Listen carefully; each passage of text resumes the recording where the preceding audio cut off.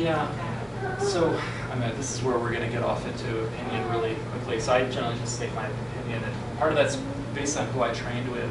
So I trained with a doctor who, Bill Dobbins, who has seen a lot of children with something called lissencephaly. And this is a condition that some children with ARX have lissencephaly. The brain is very smooth. And the party line is these children have a lot of seizures. And unfortunately, sometimes what we notice happens is sometimes doctors say, gosh, these children are going to have a lot of seizures. Let's, how far should we go to treat those seizures? Our group, we tend to be pretty aggressive because we think that getting seizures under control over the long term, the children that we followed with lissencephaly, for example, they tend to go into the hospital less. They tend to get fewer pneumonias. They tend to get fewer other problems, fewer aspirations. And so it's worth actively trying multiple medications, changing the dose, assuming that you're going to be on several medications, but keeping that an active discussion. But a lot of times you just really can't get there, and you've been through 8 or 9 drugs, and your child still has intractable seizures. But there are children that we've seen who they do get to a point in their life where they have fewer and fewer seizures, and keeping them out of the hospital healthier is always a good thing. So I tend to be fairly aggressive and trying to be creative. I don't know, I think we've got a lot of neurologists in the room if you want to give your opinions as well. I'll open the floor. Anybody disagrees. What was the word? Did you say lissencephaly? Lissencephaly. It's that smooth brain. The brain normally has multiple convolutions and folds. This is a genetic condition where those don't form.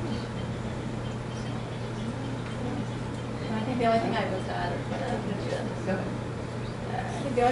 is, as we said, sometimes you just can't get them all under control, and so I think we agree fundamentally that you should do your best, but sometimes you just can't, and that's when it becomes a trade-off between the side effects of all the medications and then the quality of life, and so it's just this constant balance between the two of them. I think what the long-term goal of all of our work on the research side is to sort of be more specific than what I sometimes refer to as a Cadarco report approach to medication. So it's spasms, so we're going to shoot toward the infantile spasms dark order. It's focal epilepsy, so focal epilepsy dark order. And we're choosing the medicines in part based on the syndrome diagnosis, but really based on the child's medical history and the risk for side effects and so on.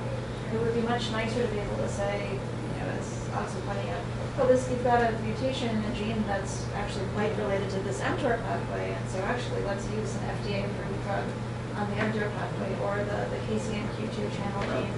One of the newer drugs that's out there actually specifically addresses potassium channel, and so it's a drug with a lot of side effects. There's a lot of things wrong with it, but if you've got a child who has a KCNQ2 mutation, why wouldn't you try that first? And so that's where we'd like to move to, so to be able to sort of say, not just we're trying to subdue the epilepsy to let the rest of the brain develop, but also to try to become a little bit more sophisticated and nuanced about it. I think that's kind of why we have that burning desire to do that, because the current way that we're practicing is very empiric. It's just sort of trying to control symptoms without actually knowing what's causing those symptoms.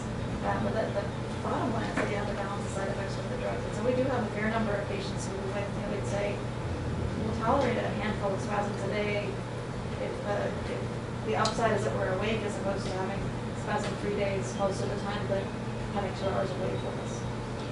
I just worry, we agree completely, I just worry having seen children who sometimes the neurology community only hears, well, your child's going to have seizures, so the kid, I've seen in consultation, has been on a couple of medications and that's it, and is still having daily out-of-control seizures. And unfortunately, we see those children, and I'd much rather more balanced message get out there that it is a trade-off. But I have seen children who I don't feel like what the college try has really been put into controlling their seizures. They're on Keppra and phenobarbital, and they haven't gone any further than that.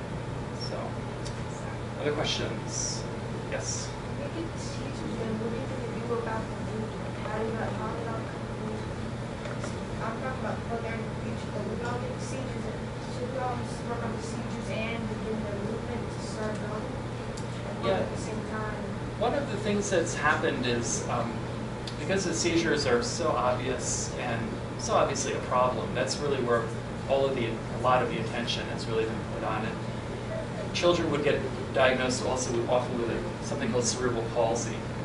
And that would be when doctors notice that, well, there's something about the child's movements that aren't quite what you would expect. And once we begin to look at children a little more closely and do this kind of fine phenotyping that we're talking about, where we actually take video and work with movement disorder specialists, we're noticing that, well, there may be treatable parts to that movement. There may not be. But there are medications out there that could make care a lot easier in terms of dressing, bathing, having your child participate in therapy if they're not having unwanted movements all the time. So those are just avenues that are worth talking about with your doctors, I think is the bottom line. So what you're basically saying is if the procedure, it's like a procedure, you can practice on them moving and walking and stuff like that?